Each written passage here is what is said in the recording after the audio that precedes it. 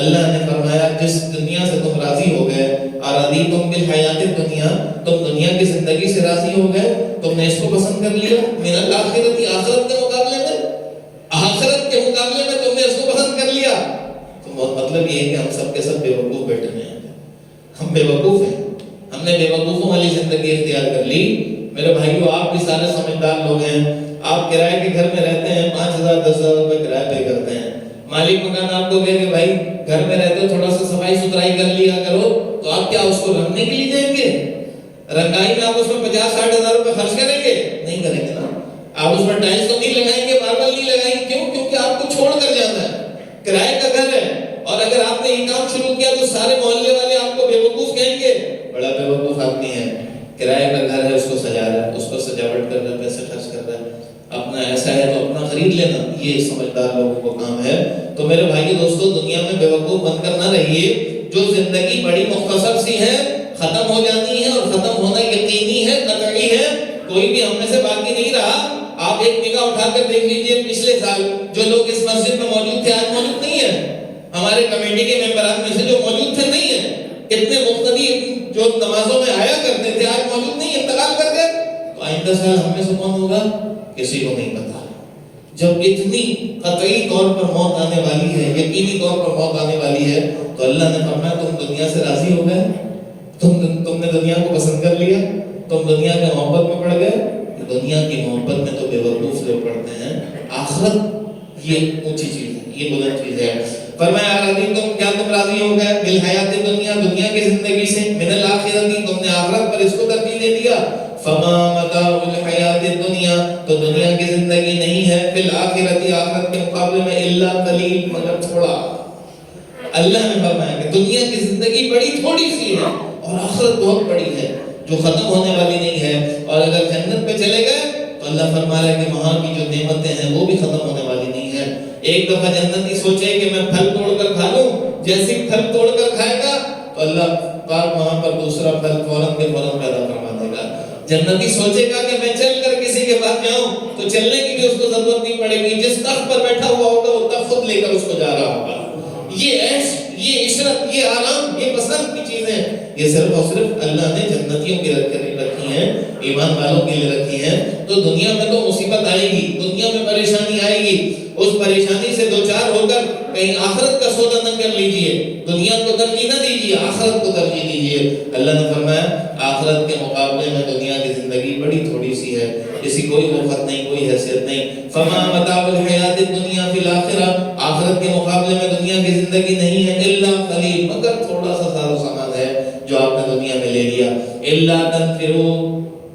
یعذبکم عذابا علیما، آج ہم اس بات پر غور کر لیں، کیوں ہمارے اوپر ظالم حکمران مسلط کر دیے جاتے ہیں، کیوں مسجدوں کے بل جو ہے وہ کمرشل کر دیے گئے، کیوں ہمارے نمازوں پر بھی لوگوں کو جو ہے تنقید کا سامنا کرنا پڑ رہا ہے کہ مسجد کو لوگ سمجھتے ہیں کہ مسجد کمائی کا ذریعہ ہو گیا، مدارس دینیہ اس کو سمجھ رہے کہ کمائی کا ذریعہ ہے، مسجدوں کو سمجھ رہے کمائی کا ذریعہ، اس پر کمرشل بل، یہ کیوں ہو رہا ہے؟ پوچھئے قرآن مجید سے، قرآن مجید آپ کو بتائے گا۔ اللہ نے فرمایا قرآن مجید میں الا تنفروه، اگر تم اللہ کے راہ میں نہیں نکلو گے، تم جہاد کی بات نہ کرو، تم نہ نکلو اللہ کی راہ میں، کوئی دین کا کام کرنے کی ضرورت نہیں ہے، اپنا کاروبار سنبھالتے رہیے، اپنے بال بچوں کی فکر کیجئے، اور وہ بال بچے جو فلسطین میں شہید ہو رہے ہیں ان کی فکر کرنے کی کوئی ضرورت نہیں، جو کشمیر میں مارا جائے اس کی فکر ہمیں کیوں ہوگی، ہمیں کیوں ہوگی، ہم ٹیکس دے رہے ہیں نا،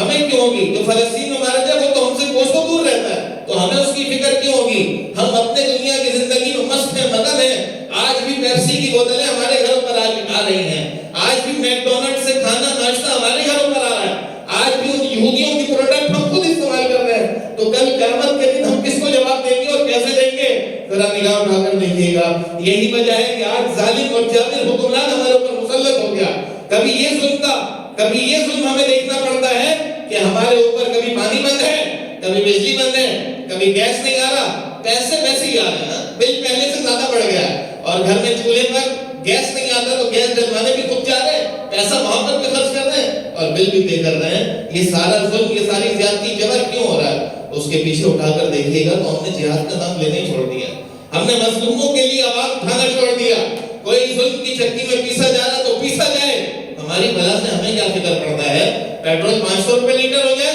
ہمیں تو مفت کا پیٹرول مل رہا ہے، ہمیں کیا فکر ہے؟ تو جب یہ سوچ پیدا ہو جائے گی تو پھر ظلم بڑھتا ہی چلا جائے گا، بڑھتا ہی چلا جائے گا، اور پھر بالآخر ہم اور آپ ظلم کی چکی میں پستے ہی چلے جائیں گے۔ ابھی موقع ہے، ابھی موقع یہ ہے کہ ہم ظالموں کے خلاف آواز بلند کریں اور مظلوموں کے حق میں آواز بلند کریں اور مظلوموں کا ساتھ دیں۔ جس طرح ہماری کیفیت ہے، جس حالت میں ہم موجود ہیں، اس حالت میں آواز اٹھانا ہم پر لازم ہے۔ اور ہم کس طرح سے آواز اٹھا سکتے ہیں؟ فلسطین میں جو ظلم اور زیادتی ہو رہا ہے تو کم سے کم ہم اسرائیلی پروڈکٹ کا بائیکاٹ تو کرنا شروع کر دیں۔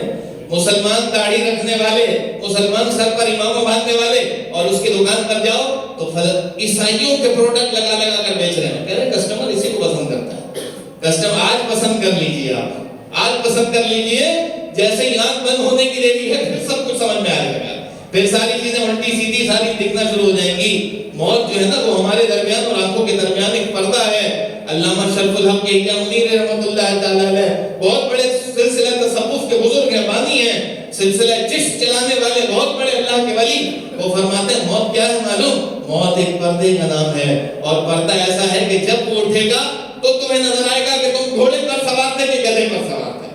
آج عیاشیاں ہو رہی ہیں، ہم تو گھوڑے پر سوار ہیں، وہ گھوڑا نہیں ہے جس پر آپ سوار ہیں، وہ گدھا ہے۔ کس کی پیروی کر رہے ہیں؟ گھوڑے کی؟ نہیں، وہ گھوڑا نہیں ہے۔ جب موت آئے گی تو پھر پتہ چلے گا کہ کس کے پیچھے چل رہے ہیں۔ آج جان بوجھ کر اندھا بننا یہ ہماری ریت بن گئی ہے، ہم جان بوجھ کر سوچ سمجھ کر اندھا بنتے ہیں، کل قیامت کے دن وہ سارا راز کھل جائے گا۔ اس کو اللہ نے فرمایا کہ تم پر اگر تم اللہ کی راہ میں نہ نکلو تو پھر سنو کیا ہوگا۔ الا تنفروا، اگر تم نہ نکلو يعذبكم عذابا علیما، اللہ تمہیں دردناک عذاب میں مبتلا کرے گا۔ اٹھا کر دیکھیے تاریخ بغداد، تاریخ بغداد، ایک بوڑھا آدمی فجر کی نماز میں اٹھ کر دروازے پر دستک دیا کرتا، محلے والوں کو اٹھاتا، آ جاؤ بھائی نماز کا وقت ہو گیا ہے۔ مسلمانوں کی بستی، مسلمانوں کا علاقہ بغداد محلہ جو ولیوں کا شہر ہے، اس شہر میں مسجدیں ویران ہو گئیں، کوئی نماز پڑھنے نہیں آتا، سارے تاجر ہو گئے، سب تجارت میں لگ گئے، دن بھر کاروبار کرتے، رات بھر جا کر سوتے، اور ان میں سے کچھ لوگ رات بھر عیاشیاں کرتے اور فجر کا وقت آتا تو سو جاتے۔ آج نگاہ اٹھا کر دیکھ لیجیے، آپ کو لوگوں کا حال نظر آ جائے گا۔ کون ہے جو ساری رات بیٹھ کر شراب نوشی کرتا ہے اور فجر کے وقت جاتا ہے سونے کے لیے؟ کبھی بھی مسجد کا دروازہ نہیں دیکھنے کے لیے آیا کہ مسجد ہے کیسی، مسجد کو اندر سے نہیں دیکھنے کے لیے آیا، نمازیں پڑھنا تو گزرا بہت دور کی بات ہے۔ یہ لوگوں کا حال ہو گیا ہے تو پھر کیا ہوگا؟ وہی بغداد کی سرزمین ہے اور وہی مسلمان رات بھر عیاشی کر رہے ہیں اور صبح سوئے ہوئے پڑے ہوئے ہیں، اور ایک اللہ کا ولی دروازے پر دستک دینے والا، اٹھو بھائی فجر کا وقت ہو گیا، فجر کا وقت ہو گیا، آ جاؤ نماز کے لیے۔ مسجد بے رونق ہے، ایک بندہ نماز کے لیے نہیں آیا، صدا دیتا رہا۔ لوگوں نے کہا کہ تو کیسا بدبخت آدمی ہے، ہماری نیند خراب کرتا ہے، یہ تو ہمارے سونے کا وقت ہے، اگر کل آیا تو پھر تجھے چھوڑیں گے نہیں۔ وہ پھر دوسرے دن آ گیا، آ جاؤ نماز کا وقت ہو گیا ہے، آ جاؤ مسجدیں ویران پڑی ہوئی ہیں، کہیں اللہ کا عذاب نہ آ جائے، اٹھو بیدار ہو۔ اللہ اکبر، لوگ باہر نکلے اور نکل کر اس بوڑھے بابا کو مارنا شروع ہو گئے، بہت مارا بہت مارا۔ بالآخر جب وہ مرنے کے قریب ہوا تو اس کو اٹھا کر لے جا کر کچرے میں پھینک دیا، کچرے میں پھینک دیا، سسک سسک کر اس بوڑھے کی موت ہو گئی۔ 2 روز کے بعد تاتاریوں نے حملہ کیا بغداد پر۔ وہ تاتاری جو مسلمانوں کے دشمن تھے، شدید دشمن، اور مسلمان اکثر ہونے کے باوجود، تعداد میں زیادہ ہونے کے باوجود بھیڑ بکریوں کی طرح کاٹا جا رہا تھا۔ مسلمان منڈیوں کے سر بنائے، سروں کے لیے نا میناریں بنا دی ہیں، مسلمانوں کا سر کاٹ کاٹ کر ایک جگہ جمع کرتے، مسلمان پکڑ کر لاتے، ذبح کرتے اور سروں کو جمع کرتے۔ وہ سر جو تھا نا وہ مینار کے برابر ہو گیا تھا، مینار کے برابر۔ سارے بغداد کے مسلمانوں کو اس طرح کاٹا گیا، مارا گیا۔ میرے بھائیو دوستو، اگر ہوش کے ناخن نہ لیے اور اللہ کی بارگاہ میں رجوع نہ کیا تو ایسا دور پھر ہم پر آنے والا ہے۔ آج اٹھا کر دیکھیے، آج برما کے مسلمان کا حال دیکھیے، آپ کو کوئی بھی برما کا مسلمان موٹا تازہ نہیں نظر آئے گا۔ انڈا کھانے پر پابندی ہے، دودھ پینے پر پابندی ہے، مسلمان دودھ استعمال نہیں کر سکتا، انڈا نہیں کھا سکتا، طاقت کی چیزیں نہیں لے سکتا۔ ان مسلمانوں کے جسم میں پہننے کے صحیح لباس نہیں ہے۔ آپ نگاہ اٹھا کر دیکھ لیجیے، آپ کے پاس موبائل فون موجود ہے، آپ سرچ کریں اور وہاں کے مسلمانوں کی حالت دیکھیں تو آپ کو ہر کوئی مسلمان دبلا پتلا سا نظر آئے گا، کھانے کی چیزیں ان کے پاس میسر نہیں ہے۔ آج دوسرے ملکوں میں دیکھ لیں مسلمانوں پر پابندیاں، وہ جگہ فلسطین، وہ جگہ جہاں پر مسلمانوں کے اسکارف پہ پابندی لگا دی گئی، مسلمان عورتیں اسکارف نہیں پہن سکتی، مسلمانوں کی داڑھیوں پر پابندی لگ گئی۔ کوئی بولنے والا نہیں ہے، کون بولے گا؟ کون بولے گا؟ صدر ٹرمپ جیسے ہی صدر بنا دوسری دفعہ، ابھی صدر بنا تو صدر بننے کے ساتھ ساتھ کہہ رہے ہیں میں مشرق وسطیٰ کا نقشہ تبدیل کر دوں گا، مشرق وسطیٰ کا نقشہ میں تبدیل کر دوں گا۔ معلوم ہے اس نے کیا کہا؟ اس نے یہ کہہ دیا کہ میں مکہ اور مدینہ کو تبدیل کر امریکہ کی حکومت میں شامل کر لوں گا۔ اس نے یہ کہہ دیا۔ کس نے جواب دیا اس کو؟ کون جواب دے گا؟ جواب وہی دے گا جس کے جسم میں حلال خون دوڑ رہا ہو، جواب وہ دے گا کہ جس کے پیٹ میں حلال کا لقمہ ہو۔ حرام کھانے والے لوگ جواب نہیں دے سکتے، ہم کو جواب دینے والا حلال کا بچہ ہوگا اور وہ حلال کھانے والا ہوگا، پھر وہ اس کو جواب دے گا۔ میرے بھائیو دوستو، یہ صرف جذباتی بات میں نہیں کہہ رہا، میں اس لیے کہہ رہا ہوں کہ اگر ہم اور آپ بیدار نہ ہوئے تو پھر ایک دن دیکھیے گا کہ آج وہ کسی پر غلبہ کی بات کر رہا ہے، کل پاکستان پر غلبہ کی بات کرے گا، اور ایک کر سارے مسلمان ملک اس کے نشانے میں ہوں گے اور جہاں جائے گا اپنی حکومت نافذ کرے گا۔ آپ کو معلوم ہے انگریزوں کی چالوں سے مسلمان نہیں بچتے اور بچنے کی کوشش بھی نہیں کرتے۔ وہ دن جو غزوہ کا دن ہوگا، جس کو مصطفیٰ کریم کی حدیثوں میں سرکار نے فرمایا تھا کہ ایک وقت ایسا ہوگا کہ مسلمان سارے ایک صف میں ہوں گے اور کافر سارے ایک صف میں ہوں گے، جس کو حضور نے غزوہ کہا۔ اور غزوہ اس جنگ کو کہا جاتا ہے جس میں سرکار شریک ہو، سرکار نے فرمایا آخری زمانہ ہوگا اور مسلمان سارے ایک صف میں ہوں گے، کافر سارے ایک صف میں ہوں گے۔ آج دیکھ لیں کافر سارے ایک صف میں ہیں کہ نہیں؟ یہود کا کافر وہ بھی ایک صف میں ہے۔ عیسائی، جو یہودی اور عیسائی ہمیشہ لڑتے رہتے تھے، پہلی جنگ ہوئی ان کے آپس میں درمیان ہوئی، آج وہ سارے ایک جگہ ہو گئے۔ مسلمانوں کو مارنے کے لیے سارے ایک صف میں کھڑے ہوئے ہیں، یہودیوں کو فرنٹ پر رکھا ہوا ہے اور بیک سپورٹ عیسائی کا ہے۔ عیسائی بم استعمال ہو رہے ہیں اور مسلمانوں پر برس رہے ہیں، مارنے والے یہودی ہے۔ یہودی، عیسائی، ہندو، بت مت، وہ سارے مسلمانوں کو مارنے کے لیے ایک پیج پر کھڑے ہو گئے اور مسلمان چھترایا ہوا ہے، مسلمان ٹکڑوں میں بٹا ہوا ہے، مسلمان ایک نہیں ہو رہا۔ وہ غزوہ ہند جس کی سرکار نے بشارت دی اور حضور نے فرمایا کہ پھر مسلمان ایک صف میں ہوں گے، تو میرے بھائیو دوستو اس کے لیے تیاری کریں، اس کے لیے تیاری کریں، اپنے بال بچوں کو جہاد کی تعلیم دیں، ان کو شوق شہادت دلائیں، آپس میں نہ لڑو۔ کبھی زبان کی وجہ سے لڑتے ہو، کبھی کسی اور وجہ سے لڑتے ہو، تمہیں لسانی فسادات پر لگا دیا گیا، یہ اردو بولنے والا، یہ پنجابی بولنے والا، یہ پشتو بول، اس میں لگا دیا۔ یہ بھی ان یہودیوں کی سازش تھی کہ مسلمان بچوں کو ختم کر رکھ دیا ہے۔ وہ مسلمان جس کے اندر ٹیلنٹ ہوا کرتا تھا، قابلیت ہوتی تھی، وہ سارے قابلیت کے لوگ آج زمین بوس ہو گئے، آج سارے ختم ہو گئے۔ جس سیاست نے آپ کو لا کر اس جگہ پر کھڑا کر دیا کہ آپ سیاسی یتیم ہیں، پوری دنیا میں آپ کا کوئی لیڈر موجود نہیں ہے جو پوری دنیا میں قیادت کرنے والا ہو، مجھے ایک کا نام لے کر بتا دیں، کوئی ہے مسلمانوں کا لیڈر جو کھڑے ہو کر کہے کہ میں مسلمانوں کا لیڈر ہوں اور پوری دنیا میں مسلمانوں کی بات کرنے آیا ہوں؟ کوئی آپ کو لیڈر نہیں نظر آیا۔ قوم پرستی کا لیڈر ہے، یہ اردو بولنے والے کا لیڈر، یہ پنجابی کا لیڈر، یہ فلاں کا لیڈر۔ کیا ہو گیا مسلمان کو؟ ایک مسلمان ہوا کرتا تھا اور سارے مسلمانوں کا ایک لیڈر ہوا کرتا تھا، اور پوری سلطنت عثمانیہ جس کو آج سے 100 سال پہلے ختم کر دیا گیا۔ اور ہمارے بچوں سے کسی سے آپ پوچھ لیں سلطنت عثمانیہ کس چیز کا نام ہے، آپ کو نہیں پتا، کون سی چڑیا نہیں پتا۔ یہ میرے بھائیو دوستو ایک ظلم ہے، اور ہمارے اردو کی کتابوں میں اس سلطنت کا ذکر بھی نہیں کیا جاتا، تو یہ بھی ایک ظلم ہے کہ ہمارے بال بچوں کے اندر وہ شعور بیدار نہیں کیا گیا۔ لیلا مجنون کی کہانی ملے گی آپ کو، میٹرک کی کتاب اٹھا کر دیکھیے، انگریزی کے اندر آپ کو لیلا مجنون کی کہانیاں مل جائیں گی۔ انگریزی کی کتابوں میں آپ کو کیا مل جائے گا؟ ہاں وہ ایک عورت تھی جس کی آنکھیں چلی گئی تھی، اس نے جو ہے یوں تعلیم حاصل کر لی، یوں انگریزی بولنا آ گیا اور یوں پڑھنا آ گیا۔ بچوں کو یہ سکھایا جاتا ہے، بچوں کو یہ سکھایا جاتا ہے۔ اور پہلے ہمارے بچوں کو جہاد سکھایا جاتا تھا، بتایا جاتا تھا کہ سلطان صلاح الدین ایوبی کون ہے،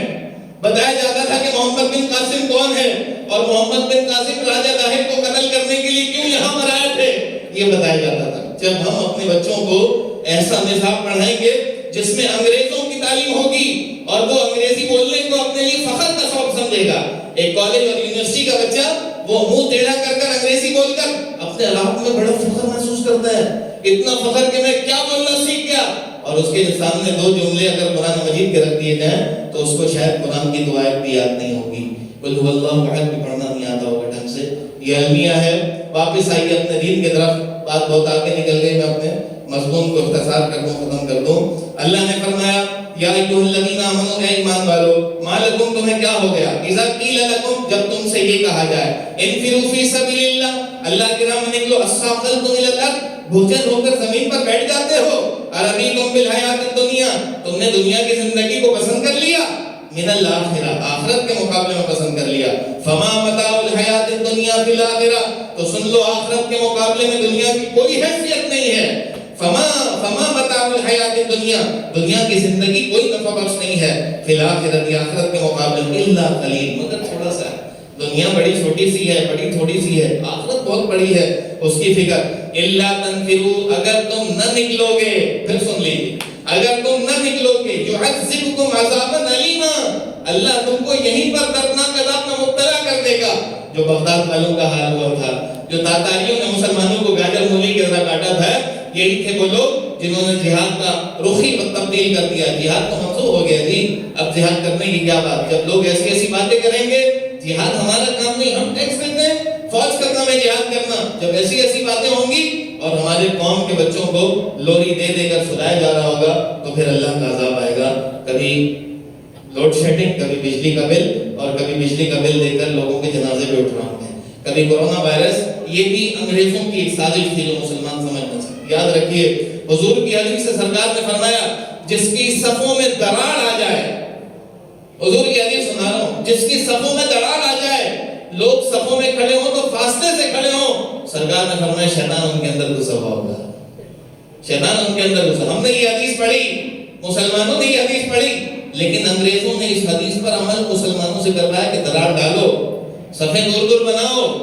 صفیں دور دور بناؤ تاکہ تمہارے اندر شیطان جلوہ گر ہو، جب تمہارے اندر شیطان گھسے گا تو پھر موقع ملے گا ان یہودیوں کو تمہیں قتل کرنے کا۔ یہ ان لوگوں کی سازش تھی اور ہم سمجھ نہ سکے۔ مسجد نبوی تک کی دراڑیں ڈل گئی، مسلمانوں کو صفوں کو چیر دیا گیا، مسجدوں میں تالے لگا دیے، سوشل ڈسٹینس کے نام سے ہاتھ ملانے پر پابندی، وہ ہاتھ ملانا جس کو حضور نے پسند فرمایا تھا، سرکار علیہ السلام ہاتھ ملانے کو پسند فرماتے تھے، اور سرکار نے فرمایا کہ ہاتھ ملانا، اگر کوئی کسی سے محبت سے ہاتھ ملائے گا تو اس ہاتھ ملانے والے کی اللہ بخشش فرما دے گا۔ اس سے مسلمانوں کو دور کر دیا سوشل ڈسٹینس، اور ہم یہ سمجھ رہے گیا کہ یہودی جو بڑے اچھے لوگ ہیں، یہ ہمارے ایک نمبر کے دشمن ہیں۔ اس زمانے سے لے کر جو مصطفیٰ کا زمانہ تھا اس سے لے کر آج تک یہودیوں کے گھر کو حضور نے آگ لگایا، حضور نے آگ لگایا، جلایا، اسی وجہ سے کہ یہ تمہارے سب سے زیادہ خطرناک ترین دشمن ہے۔ الا تنفروا، اگر تم نہ نکلو گے، يعذبكم عذابا الیما، اللہ تمہیں دردناک عذاب دے گا، ويستبدل قوما، یہ بھی یاد رکھیے گا، اگر آپ نے جہاد کی بات نہ کی، میں آپ سے مراد صرف آپ نہیں ہیں، جہاں تک میری آواز جا رہی ہے، جہاں تک میری بات سنائی دی جائے،